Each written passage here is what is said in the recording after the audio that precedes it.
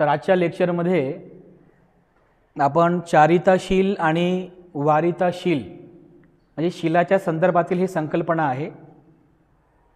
भगवान बुद्धांनी जो धम्म उपदेश केला त्या धम्माला समजून घेऊन त्या धम्माचं आकलन करून अंगीकार करून आपण आपलं जीवन सुखमय बनविण्याचा प्रयत्न करतोय। मग भिक्षू असेल, भिक्षुणी असेल, उपासक उपासिका असतील, सर्वांसाठीच भगवान बुद्धांनी शील उपदेश केलेला आहे। शील म्हणजे आपण असं म्हणू शकतो की धम्माचा जो पाया आहे की ज्याच्यावरती धम्म आधारलेला आहे, ज्याची सुरुवात आहे ते म्हणजे शील आहे। मग नंतर तो मार्ग आहे शील, शील पालन करा, समाधीचा अभ्यास करा, प्रज्ञेचा विकास करा। शील, समाधी, प्रज्ञा हा दुःखमुक्तीचा मार्ग आहे, हा धम्म मार्ग आहे। तेव्हा धम्म मार्गातील जे पहिलं महत्त्वाचं तत्व आहे ते म्हणजे शील। जसं उपासकांकरिता भगवान बुद्धांनी पंचशील सांगितलेलं आहे। जे उपासक अष्टशील धारण करतात म्हणजे उपोसत व्रत धारण करतात, समनागतं शील अष्टशील ज्याला आपण म्हणतो ते शीलसुद्धा आहे।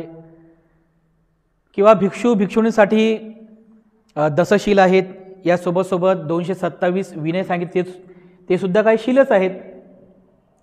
शीलनिर्देश या ग्रंथामध्ये आणखीन काही महत्त्वाचे शील सांगितलेले आहेत। इंद्रिय संवरशील, पाथिमोक्ष संवरशील, परिशुद्ध शील आहे की नाही। असे शीलाचे विविध प्रकार आपल्याला बौद्ध साहित्यामध्ये वाचायला मिळतात, बौद्ध तत्त्वज्ञानामध्ये आपल्याला वाचायला मिळतात। तर तोच भाग आपण या ठिकाणी पाहणार आहोत की शील नेमकं काय आहे आणि शील आचरण करणे म्हणजे कशा पद्धतीने त्या शीलाला आपण आचरण करावं या संदर्भातील आजचा आपला हा चॅप्टर आहे। आणि आपल्या चॅप्टरमध्ये आज आपण पाहणार आहोत चारिताशील आणि वारिताशील। भगवान बुद्धांनी धम्म अनुयायांकरिता म्हणजे उपासक आणि उपासिकांकरिता पंचशील सांगितलेलं आहे, बरोबर। पंचशील म्हणजे काय? 5 शील, पाणातिपाता वेरमणी, प्राणीहिंसा करणार नाही, अदिन्ना दाना वेरमणी, मी चोरी करणार नाही, कामे सुमिच्छाचारा वेरमणी, मी व्यभिचार करणार नाही, मुसावादा वेरमणी, मी असत्य भाषण करणार नाही, सूरा मेरय मज्ज पमाद ठाना वेरमणी, म्हणजे मी मद्यपान किंवा नशापान करणार नाही। तर हे 5 शील भगवान बुद्धांनी उपासक आणि उपासिकांकरिता उपदेशिलेले आहेत। तर ज्या वेळेस एखादा उपासक या 5 शीलाचं पालन करतो तर अशा उपासकांना आपण काय म्हणतो की तो उपासक खूप शीलवान आहे, म्हणतो ना आपण। खूप सदाचारी आहे, खूप शीलवान आहे, सदगृहस्थ आहे, सदगृहिणी आहे, असं का म्हणतो बरं आपण कि तो खूप शीलवान है? हम ऐसा क्यों कहते कि वो बहुत शीलवान है? ऐसा क्यों कहते हैं हम? शीलों का पालन करता है, मतलब क्या करता है वो? हिंसा नहीं करता, चोरी नहीं करता, व्यभिचार नहीं करता, झूठ नहीं बोलता और नशापान नहीं करता। तो हम कहते कि वो शीलवान है, तो व्यक्ती खूप शीलवान आहे, बरोबर आहे। ही तुमची व्याख्या आहे, म्हणजे तुम्ही ही व्याख्या स्पष्ट केली की जो ह्या शीलाचं पालन करतो त्याला आपण काय म्हणतो? शीलवान म्हणतो। तर आता तुम्ही केलेली जी व्याख्या आहे त्याच व्याख्येला अनुसरून मी एक प्रश्न विचारतो तुम्हाला। समजा एक व्यक्ती आहे, सकाळी झोपेतून उठला, चाय नाश्ता केला आणि परत झोपला, पुन्हा दुपारी 12 वाजता उठला, जेवण केलं, परत झोपला, पुन्हा सायंकाळी 6-7 वाजता उठला, फ्रेश झाला, तो रात्रीचं त्याने जेवण केलं आणि परत झोपला। तर या दिवसभराच्या शेड्यूलमध्ये त्याने हिंसा केली का? त्याने चोरी केली, व्यभिचार केला, खोटं बोलला, मद्यपान केलं? काहीच केलं नाही। मग अशा व्यक्तीला आपण शीलवान म्हणणार का? सांगा बंधूजी, बोलेंगे? तुम्हीच व्याख्या केली ना आता। जो हिंसा करत नाही, जो चोरी करत नाही, व्यभिचार करत नाही, खोटं बोलत नाही, मद्यपान करत नाही, तो शीलवान आहे। मग या व्यक्तीला तुम्ही शीलवान म्हणाल का? नहीं, तर मग उत्तर द्या, का म्हणणार नाही? कारण तुम्हीच व्याख्या केली ना, अपनी व्याख्या बताई ना इसी, फिर ये भी तो वही कर रहा है ना, इसने का हिंसा की, दिन भर सोया ही रहा, दिवसभर झोपलेलाच होता, याने हिंसा नाही केली, चोरी केली नाही, बिचारा आपला झोपूनच राहिला, मग याला आपण शीलवान म्हणणार का? नाही. बरं, एक दुसरं उदाहरण, बरं ठीक आहे, जाऊ द्या, हा तुमचं उत्तर येईल की हा झोपलेला होता, हा झोपलेला होता, आहे की नाही, पुन्हा झोपेत सगळा दिवस गेला. आता जिवंत माणसाचं उदाहरण सांगतो. जिवंत म्हणजे जो झोपलेला नाही, जो जागा आहे, जो जिंदा आहे, जो अभी जागा आहे. जेलमध्ये काय कैदी असतात बघा, जेलमध्ये काही छोट्या मोठ्या गुन्ह्यांसाठी ते आपली सजा उपभोगत असतात. जेल में कुछ कैदियाँ होते ना, छोटी मोठी सजा उसको मिळते आहे. तर हे कैदी जे असतात ना, दिवसभर फक्त बसूनच राहतात जेलमध्ये, ना कोणी बोलायला असते, ना काही करू शकत, ते काहीच नसते, दिवसभर फक्त बसूनच राहतात, दुसरं काहीच करत नाही, और कर भी नाही शकते ना, काही करू पण शकत नाही. म्हणजे तो जेलमध्ये असणारा कैदी दिवसभर फक्त बसूनच राहतो, काहीच करत नाही, काहीच करत नाही. तो जेलमध्ये हिंसा करत नाही, चोरी करत नाही, व्यभिचारचा प्रश्नच येत नाही की क्यों क्या केला है, किसी से बात भी नहीं कर सकता, झूठ नहीं बोलेगा, म्हणजे खोटं बोलू शकत नाही, आणि मद्यपानाचं तर पोलीस स्टेशनमध्ये काही नावच नसते. मग त्याला तुम्ही शीलवान म्हणाल का? का नाही म्हणणार? नाही, तिथं गुन्हा असतो ते ठीक आहे, तो गुन्हा बाजूला ठेवा, छोट्या मोठ्या गुन्ह्यासाठी असेल किंवा बरं ठीक आहे, त्याला गुन्हा, त्याच्यावर गुन्हा आहे. एक साधं उदाहरण, एका व्यक्तीला एका रूममध्ये आपण बंद केलं, कुलूप लावलं, त्याला लॉक केलं एका रूममध्ये, बिलकुल दिवसभर बाहेर यायचं नाही, रूममध्येच राहा, बिलकुल बाहेर यायचं नाही. मग तो दिवसभर रूममध्येच आहे, रूम के अंदर ही है, बाहर नहीं निकला हो. अभी रूम के अंदर है म्हणजे मतलब रूमच्या आतमध्ये आहे, तर त्याने ना हिंसा केली, ना चोरी केली, ना व्यभिचार केला, ना खोटं बोलला, ना त्याने मद्यपान केलं. मग तुम्ही त्याला शीलवान म्हणाल का, की तो खूप शीलवान आहे? म्हणाल का? नाही म्हणणार? हा, काय म्हणलं? मनापासून शिला, अरे पण तो हिंसा करत नाही आहे ना. तुम्ही व्याख्या केली की नाही, पंचशिलेची आपण व्याख्या काय केली, तर ती आपण जर व्याख्या इतर लागू पडते ना, झोपलेल्या माणसाला लागू पडते की नाही, जेल में जो कैदी आहे त्यांच्यावर लागू पडते की नाही, किंवा जो माणूस रूममध्ये ज्याला बंद केलेला आहे त्याच्यावर लागू पडते की नाही. मग त्यांना आपण शीलवान का म्हणत नाही? तर तेच आपण या ठिकाणी थोडं आज पाहणार आहोत की नेमकं शील पालन करणे म्हणजे नेमकं काय. मी पण जर दिवसभर असा हाताची घडी करून, जर दिवसभर तोंड बंद करून, जर दिवसभर उभाच राहिलो, असा बसूनच राहिलो, मी कोणाला बोलत नाही आहे, मी काहीच ॲक्टिव्हिटी करत नाही आहे, तर मी हिंसा पण करत नाही, मी चोरी पण करत नाही, मी व्यभिचार पण करत नाही, मी खोटं पण बोलत नाही, किंवा मी चूप होऊन मी खोटं पण बोलत नाही, आणि मी मद्यपान पण करत नाही आहे, मग तुम्ही मला शीलवान म्हणाल का? फक्त असा उभा हो, फक्त मी बस काहीच करत नाही, काहीच करत नाही, काही ॲक्टिव्हिटी जे करायला पाहिजे ते काहीच करत नाही आहे, तर तुम्ही अशा व्यक्तीला शीलवान म्हणाल का? नहीं, वो तो आगे की बात है, लेकिन हम क्या सोच रहे हैं, हमारा ये सवाल है कि आपने जो व्याख्या की है पंचशील के बारे में कि शीलवान व्यक्ति किसको कहा जाता है, तो जो आपने व्याख्या बताई उसी के अनुसार मैं बता रहा हूँ कि इसको हम शीलवान कह सकते हैं क्या? तो आपका उत्तर आया नहीं, मतलब आपने जो व्याख्या की वो गलत है. तो बस इसी को मतलब यालाच आपण थोडं चारिताशील आणि वारिताशील हे समजून घेतलं तर तुम्हाला नेमकं शील पालन करणे म्हणजे नेमकं काय, ये अभी तक लोगों को समझा ही नहीं. शील पालन म्हणजे करायचं, नेमकं करायचं काय? तुम्ही शील ग्रहण करता, मग काय ऍक्टिव्हिटी करायला पाहिजे ना, कुछ तो करना चाहिए की नाही. बस शील ग्रहण किए, बस दिनभर अपना वही काम कर रहे हम. अरे काही ऍक्टिव्हिटी करावं लागेल की नाही, काहीतरी कर्म करावं लागतील ना, तेव्हाच तर तुम्हाला त्या शील ग्रहणाचा, त्या शील पालनाचा तुम्हाला आनंद मिळेल, सुख मिळेल. फक्त शील ग्रहण करतोय आपण, पण ते शील पालन कसं करावं, त्याचं आचरण कसं करावं हे लोकांना माहिती नाही.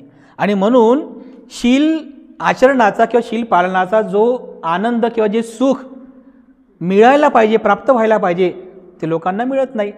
तर या अगोदर आपण लिहूया की पंचशील काय आहे, जसं आपण आता म्हणलं आहे की नाही. शील पानाती पाता, वेरमणी सिक्खापदं समादियामी. दुसरं अदिन्ना, हा शब्द असा आहे बरं, अदिन्ना, हा हा शब्द असा आहे अदिन्ना. लोक या उच्चारण करतात अदिन्न दाना, तर ते अदिन्न दिन्न ते वेगळाच अर्थ निघतो, तो विचित्र अर्थ निघतो. तर हा शब्दप्रयोग आपण बरोबर वापरला पाहिजे. अदिन्ना, दिन्ना म्हणजे देणे, म्हणजे अदिन्ना म्हणजे न देणे, अदिन्ना दाना, दाना म्हणजे दान, अदिन्ना दाना म्हणजे जे आपल्याला दान दिलंच नाही कोणी, ते जर आपण घेतलं तर चोरी झाली ना. याचा प्रॉपर अर्थ असा होता अदिन्ना दाना वेरमणी. कामेसु हा एक शब्द आहे, कामेसु हा एक शब्द आहे, मिथ्याचारा हा एक शब्द आहे, वेरमणी. मुसावादा वेरमणी, पुरा मेरय मज्ज पमाद ठाना वेरमणी सिक्खापदं समादियामी. ठीक आहे, याला आपण काय म्हणतो, पंचशील.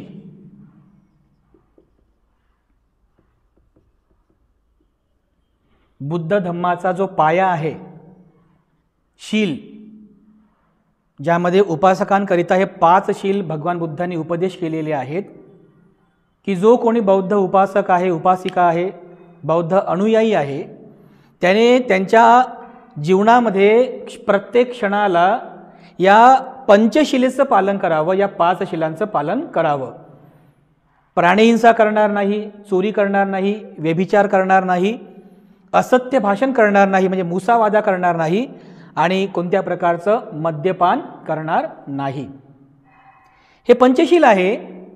तर हे जे पंचशील आहे, हे पंचशील याचा जर आपण प्रॉपर अर्थ जर घेतला, प्रॉपर अर्थ, इसका जो प्रॉपर अर्थ है क्या है, पानातिपाता वेरमणी सिक्खापदं समादियामी, म्हणजे प्राणी हिंसा करण्यापासून वेरमणी, इसका अर्थ होता है विरत राहणे, दूर राहणे, म्हणजे प्राणी हिंसा करण्यापासून मी विरत राहण्याचं सिक्खापदं शिक्षापद समादियामी ग्रहण करतो. म्हणजे हे जे शील आहे आपल्याला करायचं नाही अशी शिकवण देते. म्हणजे हे करायचं नाही, हे करणार नाही है ना, प्राणी हिंसा करणार नाही, चोरी करणार नाही, व्यभिचार करणार नाही, असत्य भाषण करणार नाही, आणि मद्यपान करणार नाही. म्हणजे हे जे पंचशील आहे, हे पंचशील तुम्हाला वेरमणीचा उपदेश करतात.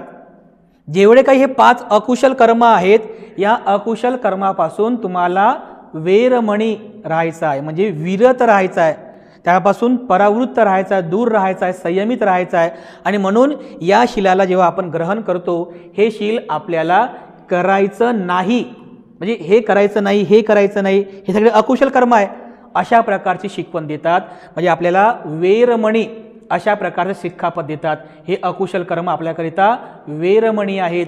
तर या म्हणजे विरत राहणाऱ्या, म्हणजे विरत राहण्याची शिकवण देणाऱ्या या शिलाला आपण म्हणतो वारितशील. काय म्हणतात, वारितशील. वारित हा शब्द काय, हे वेरमणी हा तो एकच शब्द आहे, वेरमणी आणि हा शील शब्द एकच आहे. म्हणजे हे शील आपल्याला त्या अकुशल कर्मापासून दूर राहण्यासाठी आपल्याला प्रवृत्त करतात, त्या अकुशल कर्मापासून विरत राहण्यासाठी आपल्याला शिकवण देतात. म्हणून या पंचशिलेला वारितशील असं म्हणतात, वारितशील.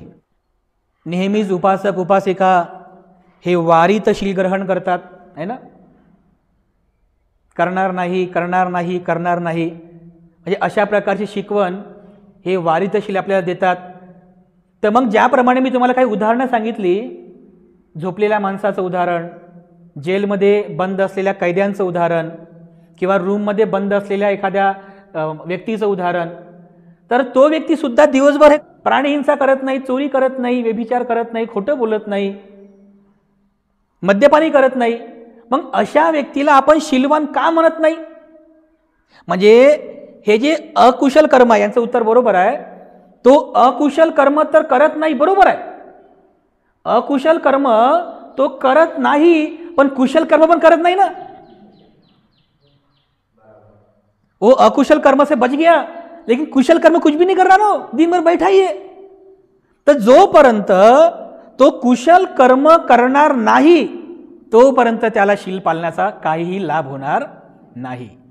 आपण अशा व्यक्तींना, म्हणजे झोपलेला व्यक्ती, जेलमध्ये बंद व्यक्ती, अशा व्यक्तींना आपण शीलवान का म्हणत नाही? त्याचं मेन कारण हे आहे की जरी ते लोक या वारित शिलाप्रमाणे वागत असतील, आपल्या वैवाहिक भाषेमध्ये सांगतो फक्त, या वारित शिलाप्रमाणे वागत असतील, अरे पण ते कुशल कर्म काहीच करत नाही ना. तो झोपलेला माणूस दिवसभर झोपूनच राहतो, तो काहीच करत नाही, म्हणजे अकुशल कर्म त्याने काही केले नाही, पण त्याने कुशल कर्म पण काहीच केले नाही. मग त्याला त्या शील पालनाचा लाभ कसा मिळेल? म्हणजे त्याने काहीतरी करायला पाहिजे, काहीतरी कुशल कर्म करायला पाहिजे. तेव्हा जेव्हा तो कुशल कर्म करेल तर त्याच्या पुण्याचा संचय वाढेल आणि तेव्हाच त्याला त्या शील पालनाचा लाभ होईल, त्याला सुख प्राप्त होईल. म्हणजे भगवान बुद्धांनी जेव्हा हे पंचशील सांगितलं, हे शील आहे, हा असा कोणता नियम नाही आहे, शील आहे की ज्याचा संबंध तुमच्या मनाशी आहे, तुमच्या मनाशी आहे. तर मग ज्या वेळेस आपण या पंचशिलेचा आपण जेव्हा विचार करतो की ज्या गोष्टी तुम्हाला सोडायच्या आहे त्या तुम्ही सोडल्या, अकुशल कर्माचा त्याग केला, पण या उलट जेव्हा तुम्ही कुशल कर्म कराल, कुशल कर्म, पुण्यकर्म, तर ते कुशल कर्म कोणती करायची आहेत ते सुद्धा तुम्हाला माहीत असणं आवश्यक आहे. तर ज्याप्रमाणे हे वारितशील आहे, म्हणजे ज्यापासून तुम्हाला विरत राहायचं आहे हे तुम्ही शिकले, त्यानंतर जे तुम्हाला आचरणामध्ये आणायचं आहे, ज्याचं तुम्हाला आचरण करायचं आहे, त्या शिलाला म्हणतात चारितशील. ज्याचं तुम्हाला आचरण करायचं आहे, ज्याची तुम्हाला प्रॅक्टिस करायची आहे, ज्यामुळे तुमच्या जीवनामध्ये पुण्याचा संचय वाढेल, पुण्यकर्म वाढतील, ज्याचं तुम्हाला सुख प्राप्त होईल, त्यालाच म्हणतात चारितशील. म्हणजे आचरण हा शब्द आहे, हा त्याला आपण म्हणूया चारितशील. मग ज्याप्रमाणे या ठिकाणी पहिलं वारितशील आहे, पाणाती पाता वेरमणी, की मी हिंसा करणार नाही, तर आपण काय करायला पाहिजे? याच्या उलट चारिशिलामध्ये मैत्री भावना करायला पाहिजे. बरोबर, राईट आहे म्हणते जी का? मैत्री भावना करणे हे तुमचं चारिशील आहे. म्हणजे पहिल्या शिलाचं जे प्रत्यक्ष आचरण आहे ते कोणतं आहे? मैत्री भावना करणे, हे चारिशील आहे. म्हणजे फक्त तुम्ही शील ग्रहण केलं आणि बसून राहिले असे, त्याचा काही फायदा नाही. तुम्ही शील ग्रहण करावं आणि त्या शिलाचं जे प्रत्यक्ष तुम्हाला आचरण करायचं आहे ते म्हणजे हे आहे, मैत्री भावना करणे. भगवान बुद्ध उपदेश करतात की जो व्यक्ती संपूर्ण मानव जातीबद्दल, संपूर्ण प्राणी जातीबद्दल मंगल मैत्री करतो की सर्वांचं मंगल हो, सर्वांचं मंगल हो, सर्वांचं मंगल हो, हो त्याच्याकडून कधी हिंसा होणारच नाही ना. होईल का कधी हिंसा? नाही होणार. म्हणजे आपल्याला पहिल्या शिलाचं जे प्रत्यक्ष आचरण करायचं आहे ते कसं करायचं आहे? तुम्हाला नेहमी मैत्री भावना करायची आहे, मैत्री भावना. आणि मैत्री भावना का करायची आहे? का करावी मैत्री भावना? ज्यावेळेस तुम्ही याचं थोडंसं चिंतन कराल की एखादा व्यक्ती प्राणी हिंसा का करतो? क्रूरता आहे समजा, द्वेष आहे, बरोबर आहे, मत्सर आहे की नाही?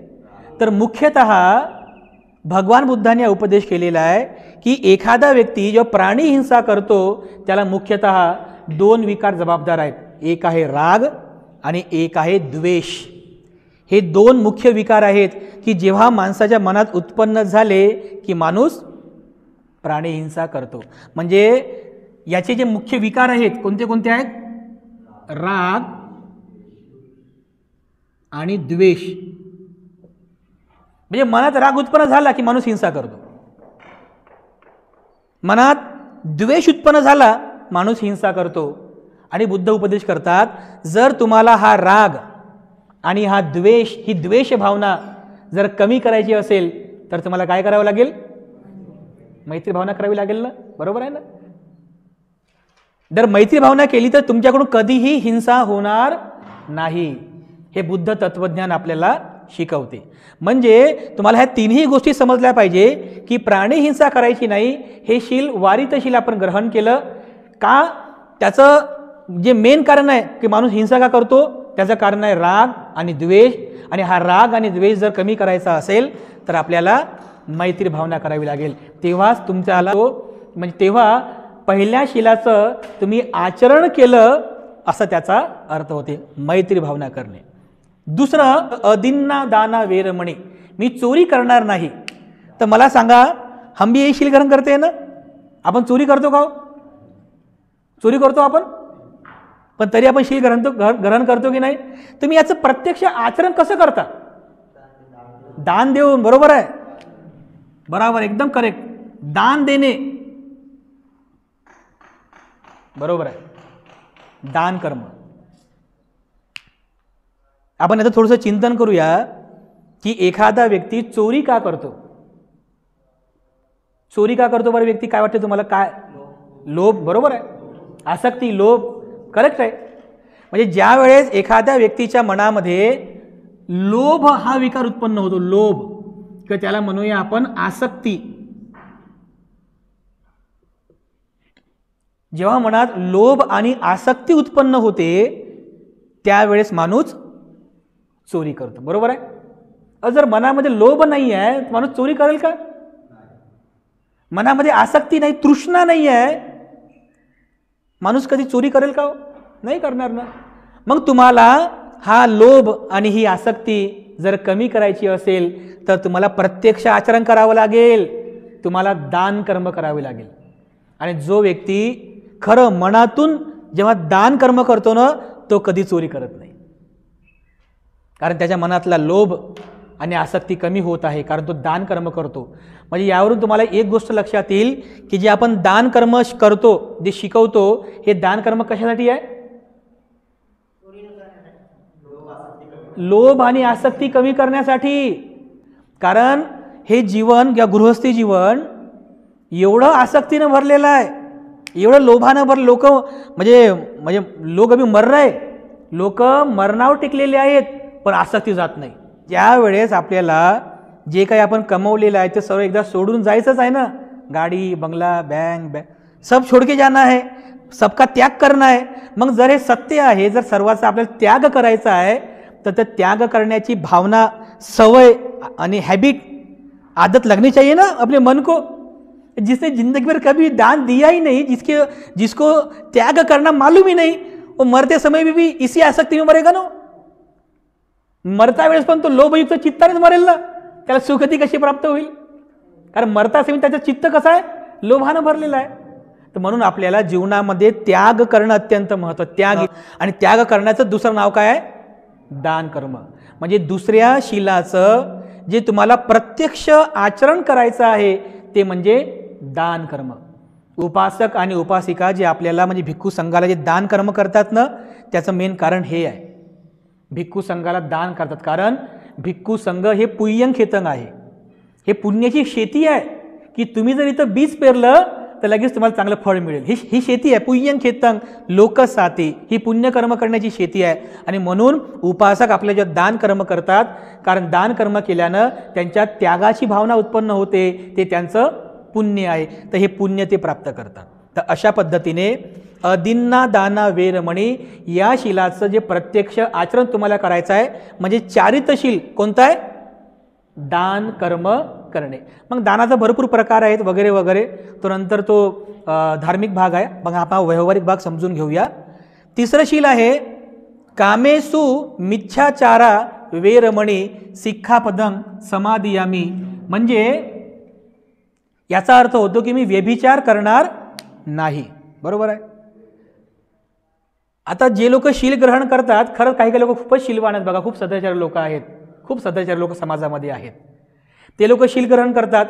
पण जेव्हा आपण हे शील ग्रहण करतो तर या शीलाचं जे तुम्हाला प्रत्यक्ष आचरण तुम्हाला करायचं आहे, हे प्रत्यक्ष आचरण ते कसं करणार? ब्रह्मचर्य व्रताचं पालन करणे हे या तिसऱ्या शीलाचं प्रत्यक्ष आचरण आहे. ब्रह्मचर्य व्रत.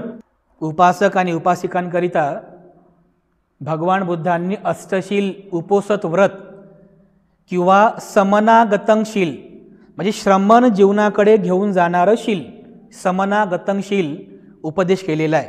कशासाठी? त्या दिवशी तुम्हाला ब्रह्मचर्य व्रताचं पालन करायचं आहे. म्हणजे तुम्ही पंचशिलेमध्ये तर कामे सुमीच्या चारा वेरमणी हे शील तुम्ही नेहमीच पालन करता, पण सोबत सोबत आपल्या मनामध्ये जो विकार आहे की ज्या विकारामुळे त्याचा अतिरेक झाल्यामुळे माणूस या दुष्कर्माला बळी पडतो. कोणता विकार आहे? त्याला म्हणतात कामछंद.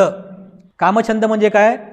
आपलं जे शरीर आहे या शरीराबद्दल आसक्ती असणे, या शरीराबद्दल कामविकार असणे, पुरुषाला स्त्रियांबद्दल, स्त्रियांना पुरुषांबद्दल जी काही शारीरिक आसक्ती भरलेली आहे त्याला कामछंद असं म्हणतात. अत्यंत भयंकर विकार आहे हा. अरहंत पदाचा जो मार्ग आहे, दुःखमुक्तीचा मार्ग, असं म्हटलेलं आहे की जब व्यक्ती जो साधक आहे अनागामी जरी झाला तरी या कामछंद विकार सुटत नाही. एवढा घट्ट असतो बघा हा विकार. ऐसा श्रोतापन्न, सकृदागामी, अनागामी, अरहंत, फिर अरहंत यानी दुख मुक्त हो गया. तो जो व्यक्ति श्रोतापन्न बनता है ना, कामचंद जाता नहीं है. सकृदागामी बनतो ना तरी कामचंद जात नाही. अनागामी झाला तरी पण कामचंद जात नाही. जेव्हा तो अरहंत फळ प्राप्त करतो तेव्हा हा कामचंद विकार जातो. एवढा हा विकार घट्ट असतो, आपल्या मनामध्ये असं घट्ट रुतलेला असतो हा विकार कामछंद. अत्यंत भयंकर विकार आहे. आणि समाजामध्ये केवळ ह्या तिसऱ्या शिलाचं पालन न करत असल्यामुळे समाजामध्ये अनाचार, मिथ्याचार, विनयभंग असे प्रकरणं वाढत चाललेले आहेत. का बरं? कारण ती लोक या तिसऱ्या शिलाचं पालन करत नाही आहेत.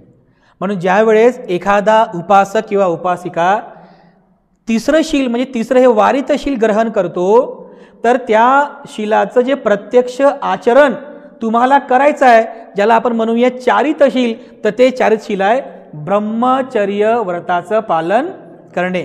नेहमी नाही पण किमान महिन्यातून 4 दिवस आपण उपवास व्रत धारण करावं आणि दैनंदिन जीवनामध्ये किमान आपण सदाचारी जीवन जगावं.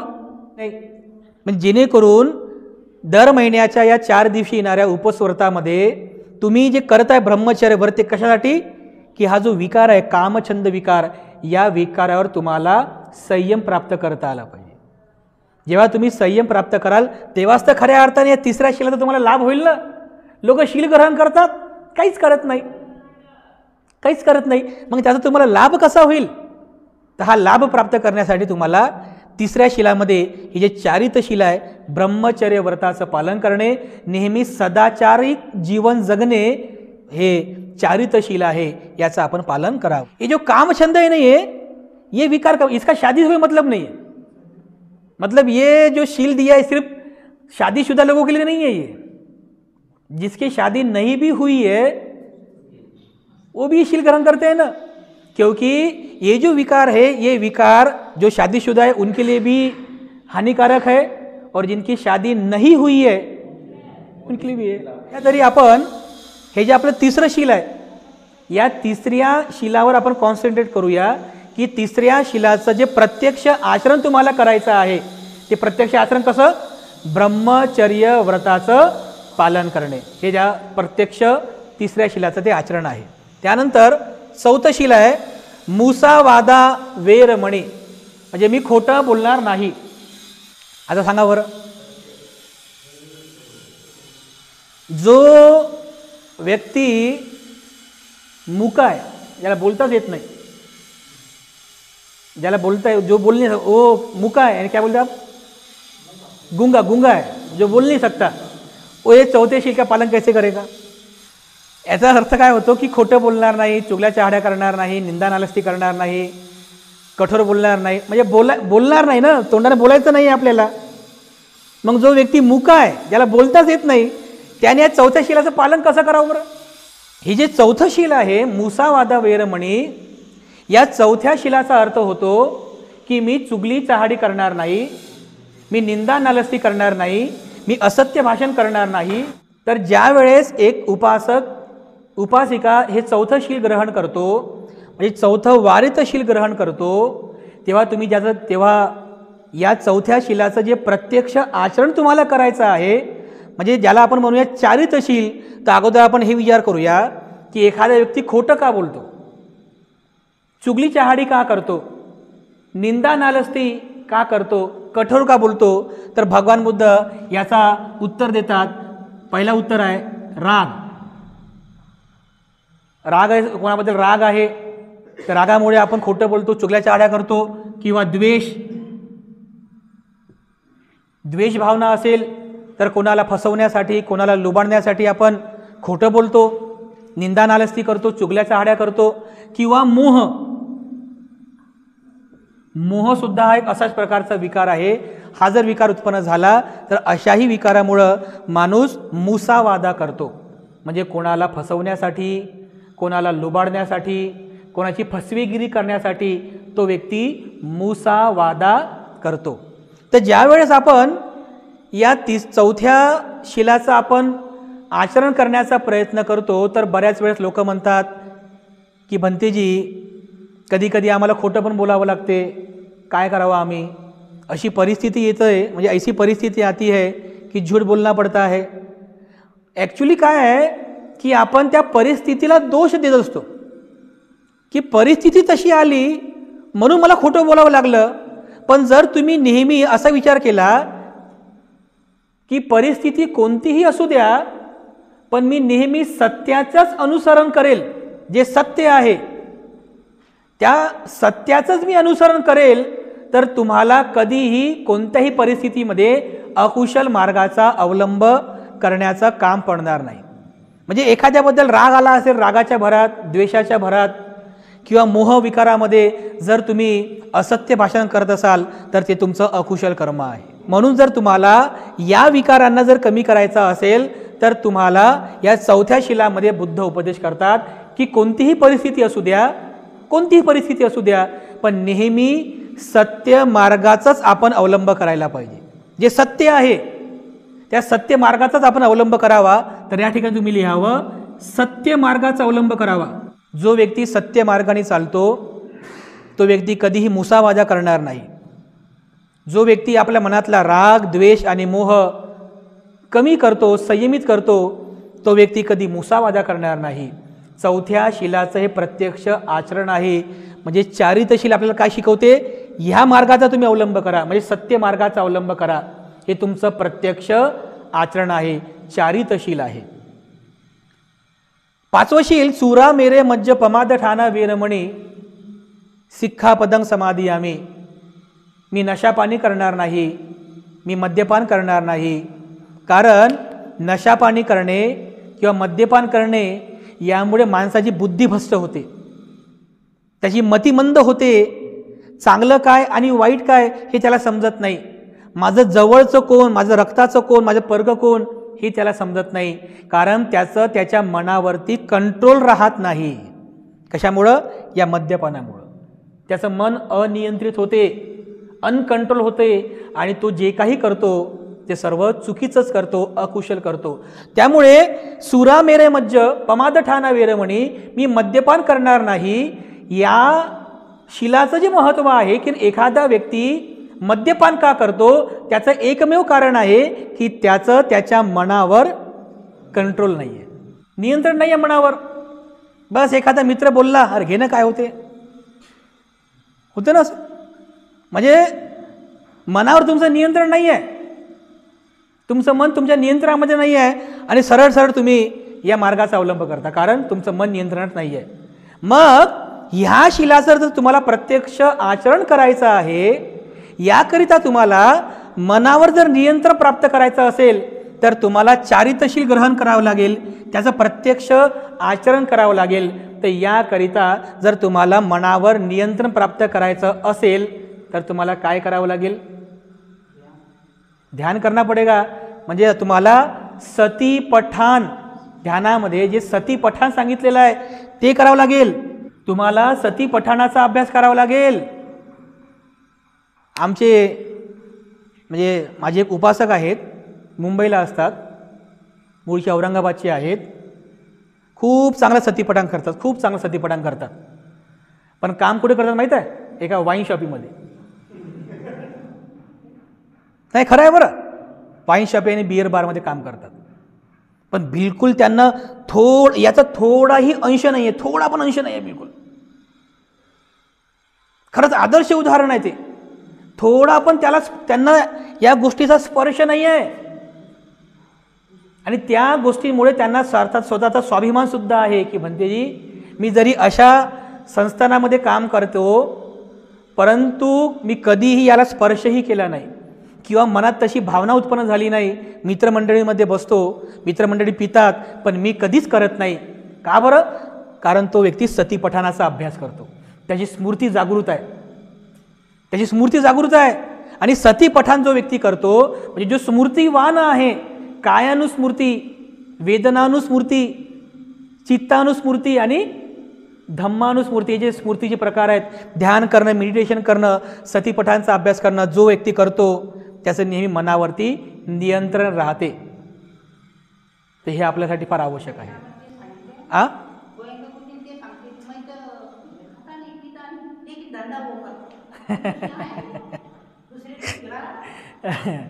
बरोबर आहे. बरोबर बात आहे ना. गोयंका गुरुजी का उदाहरण आहे हो. म्हणजे ही मेन गोष्ट आहे. आपल्याला हे बघायचं आहे की ह्या 5व्या शिलाचं भंग का होतो. लोक ग्रहण तर करतात पण त्याचं आचरण करू शकत नाही. का करू शकत नाही? कारण त्यांचं मनावरती नियंत्रण नाही आहे, मनावर संयमच नाही आहे. फक्त शीलच ग्रहण करता, सकाळी सुटतात 5 वाजता, लगेच येतात विहारामध्ये शील ग्रहण करतात रोज. अरे पण मनावरच नियंत्रण नाही आहे. मनावर नियंत्रण नसल्यामुळे तुम्ही या शीलाचं पालन करू शकत नाही. शील तुटतं. आणि का तुटतं? कारण तुमचं मनावर नियंत्रण नाही. आणि जर नियंत्रण प्राप्त करायचं असेल तर तुम्हाला ध्यान करावं लागेल, सतीपठणाचा अभ्यास करावा लागेल. यालाच म्हणतात चारितशील. तर या सर्व गोष्टींचा जेव्हा आपण विचार करतो, पहिलं वारीत शील आहे प्राणी हिंसा करणार नाही. त्याचं प्रत्यक्ष आचरण कोणतं? आपल्याला मैत्री भावना करायची आहे. म्हणजे हे अकुशल कर्म आहे, याला आपण म्हणूया हे अकुशल कर्म आहे आणि हे कुशल कर्म आहे. चोरी करणे अकुशल कर्म आहे, तर दान करणे हे कुशल कर्म आहे. व्यभिचार करणे हे अकुशल कर्म आहे, ब्रह्मचर्य व्रत पालन करणे, सदाचारी जीवन जगणे हे कुशल कर्म आहे. मुसावादा करणे हे अकुशल कर्म आहे, तर सत्य मार्गाचा अवलंब करणे हे कुशल कर्म आहे. सुरामेने मज्ज पमादठाना, मद्यपान करणे हे अकुशल कर्म आहे, तर ध्यान करणे, सतीपठण करणे हे कुशल कर्म आहे. तर ज्या वेळेस तुम्ही या वारित शिलाला ग्रहण करता म्हणजे अकुशल कर्म करणार नाही, पाप कर्म करणार नाही, म्हणजे सब्ब पापस्स अकर्णं, हे जे आहे ना याला काय म्हणतो आपण? सब्ब पापस्स अकर्णं. बरोबर आहे. म्हणजे धम्म मार्ग शील मार्गाचं हे 3 टप्पे आहेत शील आचरण करण्याचे. पहिलं अकुशल मार्गाचा त्याग करणे म्हणजे सब्ब पापस्स अकर्णं. धम्म आचरण करण्याचा मार्गाचा हा पहिली पायरी आहे की अकुशल कर्म करणार नाही, सब्ब पापस्स अकर्णं. परंतु एवढ्यानेच माणूस शीलवान होत नाही कि सिर्फ इसी वजह से आदमी शीलवान नहीं होता. अगली भी स्टेज है ना, सब्ब पापस्स अकर्णं कुशलस्स उपसंपदा. इथे माणूस शीलवान होतो जेव्हा तुम्ही कुशल कर्म करता. याला म्हणतात कुशलस्स उपसंपदा.